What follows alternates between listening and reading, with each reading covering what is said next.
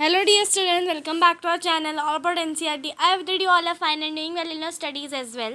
तो आज हम लोग आपका क्लास 9th का chapter number 2 which is matter around us pure ये स्टार्ट करने वाले हैं। इससे पहले कि मैं ये स्टार्ट करूँ, आप सभी अगर हमारे चैनल में कोई भी नया है तो फटाफट जाके सब्सक्राइब कर दीजिए, क्योंकि हम लोग आपके लिए ऐसे ही वीडियोस लाते हैं जिससे कि आपकी जो नॉलेज है वो बहुत ज़्यादा बढ़ती है।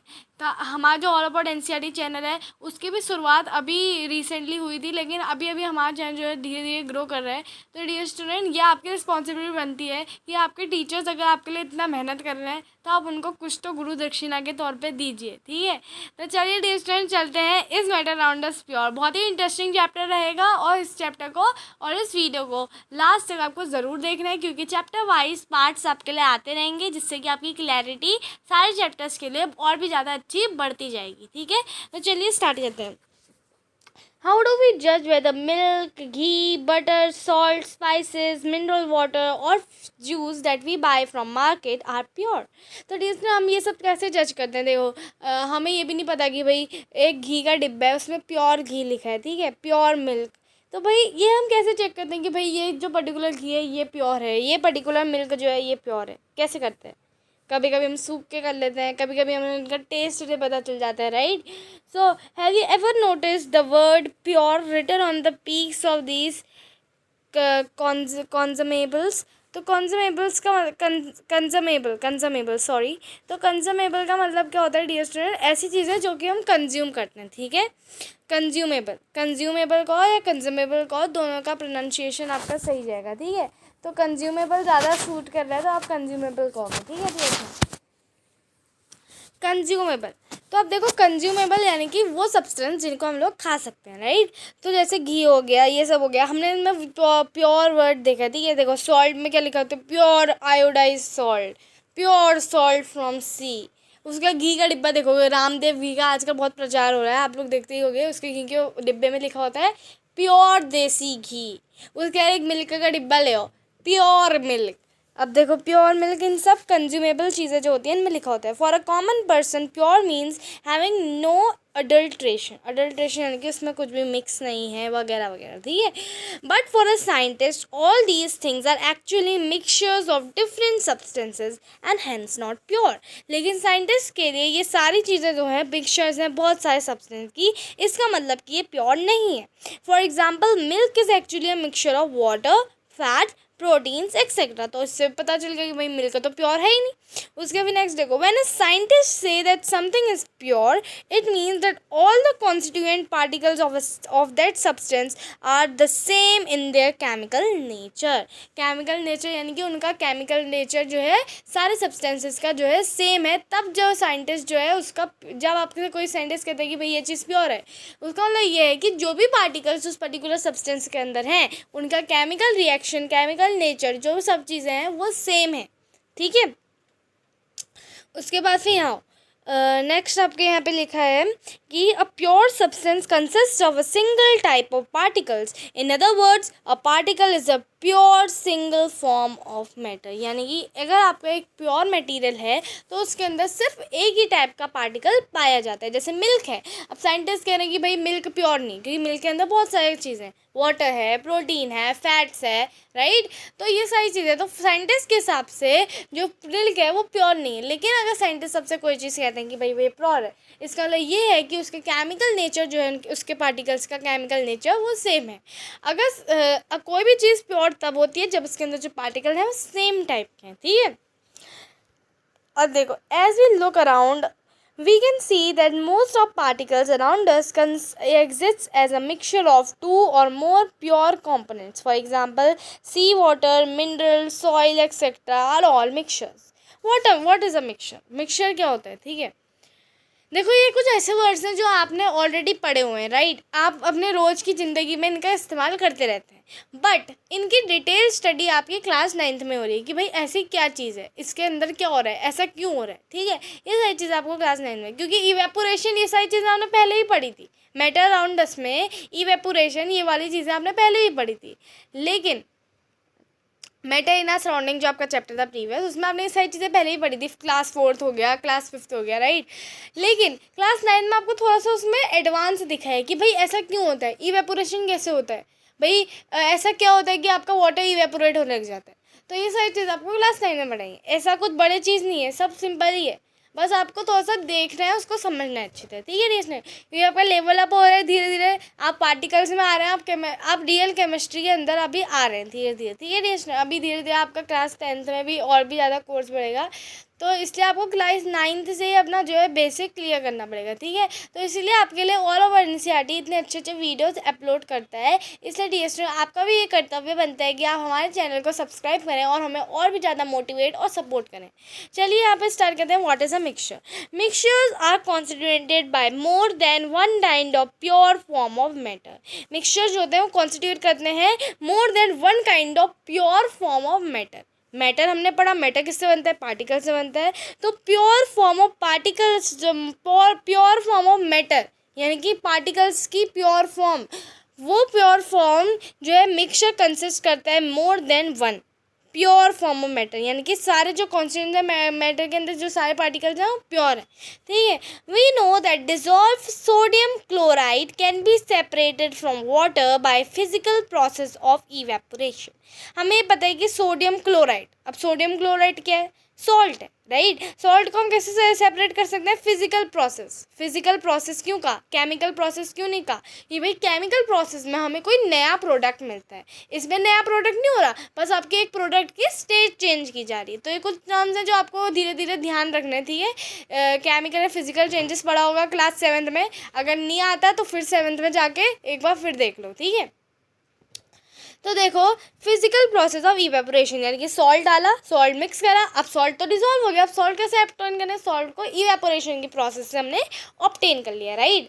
तो ऐसे करके हम लोग फिजिकल प्रोसेस के द्वारा सॉल्ट को ऑब्टेन करेंगे। However sodium chloride it is itself a pure substance and cannot be separated by physical process into its chemical constituents। अब देखो, लेकिन हाउएवर जो आपका सोडियम क्लोराइड है वो खुद में एक प्योर सब्सटेंस है जिसको हम लोग सेपरेट नहीं कर सकते फिजिकल प्रोसेस से, तो जो उसके केमिकल कॉन्स्टिट्यूएंट्स है उसमें, ठीक है डिस्टेंट। केमिकल कॉन्स्टिट्यूएंट्स होते हैं आपके अलग अलग सॉर्ट के, ये हमने पढ़ रखा है, ठीक है। वो खुद में एक प्योर सब्सटेंस है, pure substance and can not be separated by physical process into its chemical constituents. Similarly, sugar is a substance which contains only one kind of pure matter and its composition is the same throughout. अब similarly अगर sugar की बात करें, अभी salt की बात करी, अब शुगर की बात कर लेते हैं। शुगर को भी हम डिसॉल्व करते हैं और शुगर को भी हम लोग निकाल लेते हैं इवेपोरेशन कर, है ना। तो शुगर भी अपने ही आप में एक प्योर मैटर है, राइट। उस और जो है उसका जो कॉम्पोजिशन है वो एकदम सेम, जैसे आपको अभी सॉल्ट में बताया उसके केमिकल कॉन्स्टिट्यूएंट्स के बारे में, और वैसे ही आपके शुगर में भी सेम चीज़ है, ठीक है। आप देखो, soft drinks and soil are not single pure substances. Soft drinks और सॉइल ही आपका एक सिंगल प्योर सब्सटेंसेस नहीं है। Whatever the source of the pure substance may be, it will always have the same characteristics properties. जो भी source होगी pure substance की, उनके पास हमेशा same kind of chemical characteristics या आप कैरेक्टरिस्टिक्स प्रॉपर्टी जो भी उनकी होती हैं वो सारी सेम होंगी। Therefore, we can say that a mixture contains more than one pure substances। इससे हमें पता चलता है कि जो मिक्सचर है वो कंटेन करता है more than one pure substances mixture, ठीक है। मोर देन वन प्योर सब्सटेंस, ऐसा नहीं कि सिर्फ एक ही प्योर सब्सटेंस करना है, बहुत सारे प्योर सब्सटेंसेस का ग्रुप है, ठीक है। टाइप्स ऑफ मिक्सचर, अब कितने टाइप के मिक्सचर होते हैं, right. Depending upon the nature of the components of that form of mixture we can have different types of mixtures. हमारे पास डिफरेंट टाइप्स ऑफ मिक्सचर्स हो सकते हैं। जैसे एक्टिविटी 1.2.1 में आते हैं, let us divide the class into group A, B, C, D। Group A takes a beaker containing 50 ml of water and one spatula full of copper sulfate powder, ठीक है, spatula, सी है। तो आपको एक स्पैटुला लेना है और उसमें कॉपर सल्फेट पाउडर आपको लाना है, ठीक है। उसका group B takes 50 ml of water and 2 spatula full of copper sulphate powder. अब उन्होंने दो लिए और दोनों में भरा कॉपर सल्फेट पाउडर। अब group C and D takes different amount of copper sulphate and potassium permanganate और common salt sodium chloride and mix the given components to form a mixture. और सी और डी क्या करते हैं, कुछ amounts लेते हैं, different amount of copper sulphate या आप लोग कह सकते हो पोटेशियम परमैंगनेट, और उन्होंने कॉमन सॉल्ट यानी कि सोडियम क्लोराइड लिया है और उसको मिक्स करा है कॉम्पोनेंट में, ठीक है, तो form a mixture. Report the observation on the uniformity in the color and texture. Group A and B have obtained a mixture which has uniform composition throughout. Group और ए और बी ने क्या करा, ग्रुप और ए और बी ने copper sulphate ही mix करा, तो उनके पास क्या है, सेम काइंड ऑफ कलर है, राइट, और सेम काइंड ऑफ टेक्सचर, ठीक है। अब देखो, सच मिक्सचर्स आर कॉल्ड होमोजीनस। ऐसे मिक्सचर्स को हम क्या कहते हैं, होमोजीनियस मिक्सचर्स कहते हैं, ठीक है, क्योंकि इनके पास सेम कलर है, इनके पास सेम टाइप ऑफ टेक्सचर है, क्योंकि दोनों ने सेम काइंड ऑफ कंपोजिशन लिया है, ठीक है। अब देखो, बी ने जो है दो स्पेटुला कॉपर सल्फेट लिया है, वेरस ए ने सिर्फ एक स्पेटुला लिया है, ठीक है, ये था कुछ डिफरेंस। लेकिन जो इनकी यूनिफॉर्म कंपोजिशन थी, मतलब इसमें जो प्योर मैटर था वो सिर्फ एक था, जो कि कॉपर सल्फेट, यानी कि दोनों का मैटर सेम है। और ऐसे मिक्सचर्स को हम लोग क्या कहते हैं, होमोजीनियस मिक्सचर्स कहते हैं। अब देखो, some other examples of such mixtures are salt dissolve in water and sugar dissolve in water. Because देखो, ये सब लोग ये जो है सेम है, मतलब शुगर जो है वो प्योर मैटर है और वो हमने पानी में मिक्स करा है, ठीक है। अगर आप जूस से भी किसी भगोने में शुगर मिक्स करते हो तो दोनों के पास सेम टेक्सचर होगा, इट डजेंट मैटर दैट आपने कितने स्पून डाले, ठीक है। उसमें भी अगर मैं सॉल्ट में हूँ तो सॉल्ट को भी अगर आप डालते हो तो सॉल्ट में भी जो है आपका एक कॉम्पोजिशन एक ही आता है और वो एकदम आपका जो होता है यूनिफॉर्म कॉम्पोजिशन होता है, ठीक है। तो ये भी कौन सा होता है, होमोजीनियस मिक्सचर का ही एग्जाम्पल है, ठीक है। अब देखो, नेक्स्ट आता है, compare the colour of solutions of the two groups though both groups have obtained copper sulfate solution but intensely the color of the solution is different। कैसे डिफरेंट हुआ, बिकॉज बी वाले ग्रुप ने जो है 2 चम्मच डाले थे तो उसमें डार्क कलर है, वेरस ए ने सिर्फ 1 चम्मच डाला था तो उसमें लाइट कलर है, बस इतना सा डिफरेंट है, बाकी कंपोजिशन दोनों का सेम है। I have already told you that the composition is same. So composition जब सेम होता है तो उन वाले मिक्सचर्स को हम क्या कहते हैं, होमोजीनियस मिक्सचर्स कहते हैं, ठीक है। This shows that homogeneous mixtures can have variable composition. Homogeneous mixtures यानी कि ऐसे मिक्सचर्स जिनके कंपाउंड यानी कि सेम है, वाले मिक्सचर्स में भी जो है आपका वेरिएबल कॉम्पोजिशन हो सकता है, यानी कि आपने किसी में कम डाला है किसी में ज़्यादा डाला है, वो आपका इसमें हो सकता है, ठीक है। अब आता है ग्रुप सी एंड डी में। Group C and D have obtain the mixtures which contain physically distinct part and have non uniform composition, क्योंकि इसमें बहुत सारी चीज़ें डाली हैं तो हमें एक स्पेसिफाइड कलर नहीं मिल पा रहा है, राइट, और हमें एक स्पेसिफाइड कॉम्पोजिशन नहीं मिल पा रहा है, इनका इतना अच्छा यूनिफॉर्म कॉम्पोजिशन नहीं है, नॉन यूनिफॉर्म कॉम्पोजिशन है। Such mixtures are called heterogeneous mixtures. ऐसे मिक्सचर्स को हम कैसे मिक्सचर्स कहते हैं, हेट्रोजीनियस मिक्सचर्स कहते हैं। Mixtures of sodium chloride and iron filings, salt and sulphur and oil and water are example of heterogeneous mixtures. देखो, जैसे सोडियम क्लोराइड है, mixtures of sodium chloride and iron filings, यानी कि sodium chloride डाला उसका iron filings डाल दी, उसका salt and sulphur डाल दिया, तो और ऑयल एंड वाटर डाल दिया। भाई ऑयल और वाटर मिक्स नहीं हो पाते, ठीक है, इनके पास एक यूनिफॉर्म नॉन यूनिफॉर्म इनका कॉम्पोजिशन है, तो इसलिए इनका जो है ये किसके एग्जाम्पल है, हेट्रोजीनियस मिक्सचर्स के। अब आते हैं हम लोग एक्टिविटी 2.2 में, ठीक है डिस्टेंट। अब देखो, let us again divide the class into 4 groups A B and C. Again divide कर दिया। Distribute the following samples to each group. Few crystals of copper sulfate to group A, 1 spatula full of copper sulfate to B, chalk powder or wheat flour to group C, and few drops of milk or ink to group D. अब देखो, each group should add the given sample in water and stir properly using glass rod. Are particles in the mixture visible? क्या particles visible हैं? Direct a beam of light from a torch through the beaker containing mixtures and observe the from front. Was bath of light visible? Leave the mixtures undisturbed for few minutes and set up the filtration apparatus in the meantime. Is the mixture stable or do the particles begin to settle after some time? Filter the mixture, is there any residue on the filter paper. तो हमने ये करा। उसके बाद discuss the result and form an opinion. Group A B have got a solution, group C has got a solution, उसका group D has got a colloidal solution. तो यहाँ पे हमने ये कर दिया, ठीक है रीजन।